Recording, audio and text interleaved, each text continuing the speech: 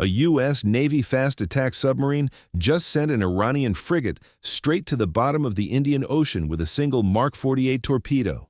The first combat torpedo sinking of an enemy ship since World War II. That bad boy hit so deep it's satisfied in all the right spots, but not for the IRGC. Obviously, this strike was on the IRIS Dena, a Moog-class warship with up to 180 crew members from the IRGC Navy. This happened while the ship was cruising home from an Indian Milan naval exercise. Kind of bad timing to be cruising back home when it's a war, and your entire rest of your comrades in the IRGC Navy have been evaporated. This was in international waters off the coast of Sri Lanka, and this move blows the fight wide open even more against Iran's Navy. The U.S. Navy is flexing global reach and surgical precision, proving that no Iranian hole is safe no matter where it tries to hide. Stick around, because we're diving into the full war update, how this sub's hunter-killer playbook played out, and then at the end, we'll talk about the actual mission itself and how this went down from the perspective of a crew member on that submarine. But check out this breaking news right now. Hundreds of Kurdish fighters launch a ground offensive in Iran. Now, the Kurdish fighters look like they're pouring into Iran, and they've had some beef with the regime for a long time, with the regime basically trying to slay these Kurds. So the Kurds basically see an opportunity now to come in and strike down the IRGC.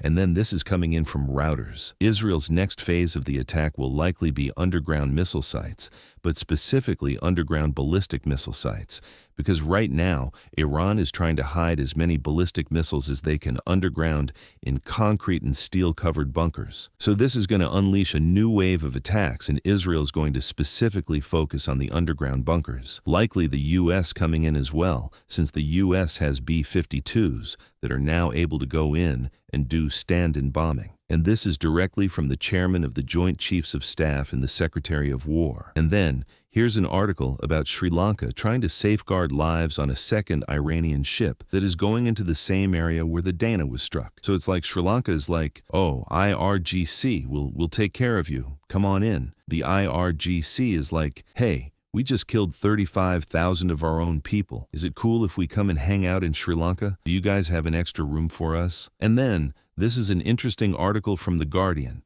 It says, in a Trump war with great power comes no responsibility. So The Guardian always gives me great content to talk about. And then he also goes on to say that in a constitutional system built on checks and balances, the system is supposed to constrain the use of military force before it unfolds. Well, actually Section 2, Article 2 of the War Powers Act gives power to the president to enact war in crucial times for 60 to 90 days. Primarily, the 60 days are supposed to be used for combat operations, and then the last 30 are supposed to be used to withdraw the troops in a very safe manner and not rush the withdrawal. And then the article goes on to say that President Obama struck a masterful deal with Iran that set up the world for peace forever. But at the end of the day, what President Obama did was give billions of dollars to Iran. Iran was like, yeah, we won't build a nuclear program for a few years. We'll take your $100+ billion though, and we're going to build 5,000 ballistic missiles. But we didn't build the nukes that we talked about. And then Iran's basically next they're going to use those ballistic missiles to protect their overall objective of that nuclear weapon. So here we go, guys. Here's the latest breaking news from CENTCOM. We've got some strikes happening on Iranian Air Force, Shahed drones being taken down, F-5s, goodbye F-5. You were a cool fighter jet at one point, but yeah, we don't want the IRGC having F-5s anymore. So good luck. F-5's gone. Shahed drones gone, some probably those C-130s will be taken out at some point too.